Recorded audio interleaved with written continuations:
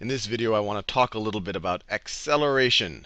Acceleration. And this is probably an idea that you're somewhat familiar with, or at least you've heard the term used here or there. Acceleration is just the change in velocity over time. Change in velocity. Velocity over time. Probably one of the most typical examples of acceleration, if you're at all interested in cars, is that many times they will give you acceleration numbers, especially for sports cars. Actually, all cars. If you look up in Consumer Reports or wherever they give the stats on different cars, they'll tell you something like, I don't know, like a Porsche, and I'm going to make up these numbers right over here. So let's say that we have a Porsche 911. Porsche 911. They'll say that a Porsche 911, they'll literally measure it with a stopwatch, can go 0 to 60 miles per hour. And these aren't the exact numbers, although I think it's probably pretty close. 0 to 60 miles per hour in, let's say, 3 seconds. In 3 seconds. So although officially what they're giving you right here are speeds, because they're only giving you magnitude and no direction, you can assume that it's in the same direction. I mean, we could say 0 miles per hour to the east to 60 miles per hour to the east in 3 seconds. So what was the acceleration here? So I just told you the definition of acceleration. It's a change in velocity over time. So the acceleration, and once again, acceleration is a vector quantity. You want to know not only how much is velocity changing over time, you also care about the direction. It also makes sense because velocity itself is a vector quantity. It needs magnitude and direction. So the acceleration here, and we're just going to assume that we're going to the right, 0 miles per hour and 60 miles per hour to the right. So what is the? It's going to be change in velocity. So let me just write it down with different notation, just so you can familiarize yourself if you see it in a textbook this way. So change in velocity.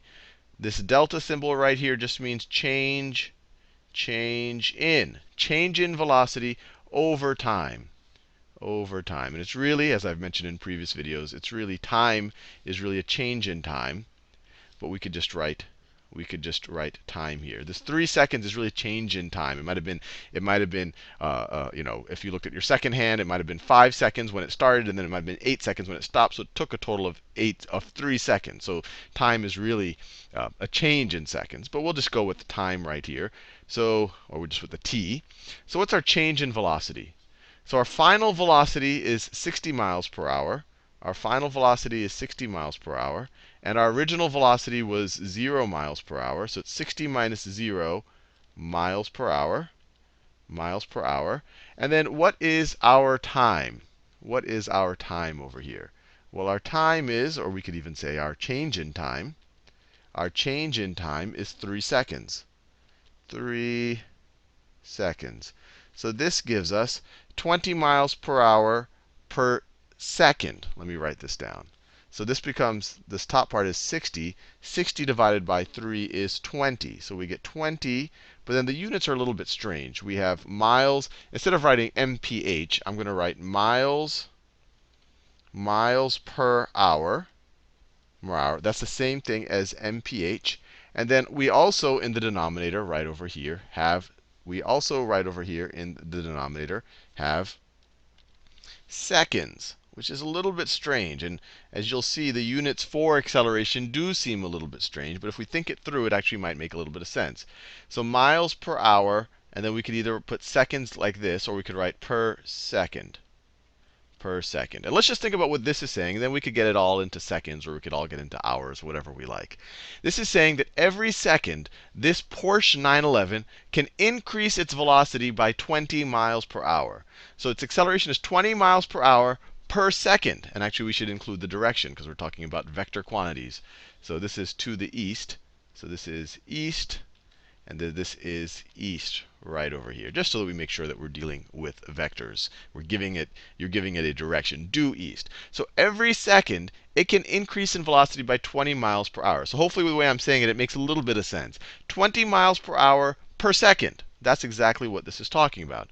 Now, we could also write it like this. This is the same thing as 20 miles per hour. Because if you take something and you divide it by seconds, that's the same thing as multiplying it by 1 over seconds. So that's miles per hour, seconds.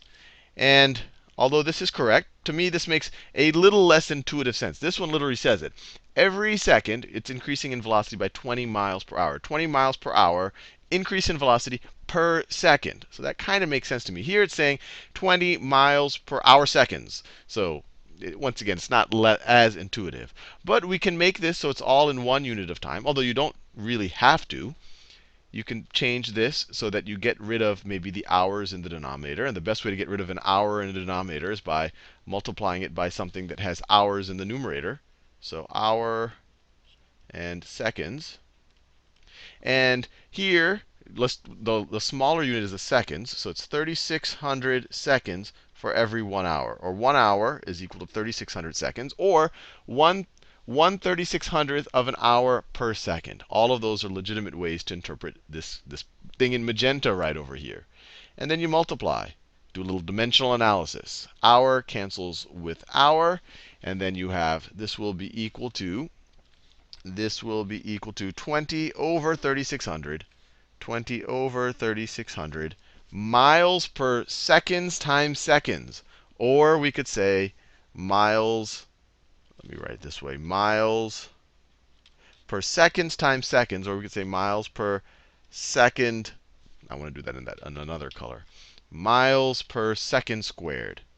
Miles per second squared. And we can simplify this a little bit. Divide the numerator and the denominator by 10. You get 2 over 360. Or you could get this is the same thing as 1 over 180 miles per second squared. Per second squared. I'll just abbreviate it like that. And once again, this doesn't make 1/180th of a mile. How much is that? You might want to convert it to feet. But the whole point in here is I just wanted to show you that, well, one, how do you calculate acceleration, and give you a little bit of a sense what it means. And once again, this right here, when you have second squared in the bottom of your units, it doesn't make a ton of sense. But we can rewrite it like this up here. This is 180, or 1 over 180 miles per second, and then we divide by seconds again, per second. Per second. Or maybe I could write it like this. Per second, where this whole thing is the numerator. So this makes a little bit more sense from an acceleration point of view. 1 over 180 miles per second. Per second. Every second, this Porsche 911 is going to go 1/180th of a mile per second faster. And actually, it's probably more intuitive to stick to the miles per hour, because that's something that we have a little bit of more sense on. And another way to visualize it. If you were to be driving that Porsche, and you were to look at the speedometer for that Porsche, and if the acceleration was constant, it's actually not going to be completely constant. And if you looked at the speedometer, let me draw it. So this would be 10, 20, 30, 40, 50, 60. This is probably not what the speedometer for a Porsche looks like. This is probably more analogous to a small 4-cylinder car's speedometer. I suspect the Porsche's speedometer goes much beyond 60 miles per hour. But what you would see for something accelerating this fast is right when you're starting, the speedometer would be right there. And that every second, it would be 20 miles per hour faster. So after a second, the speedometer would have moved this far. After another second, the speedometer would have moved this far.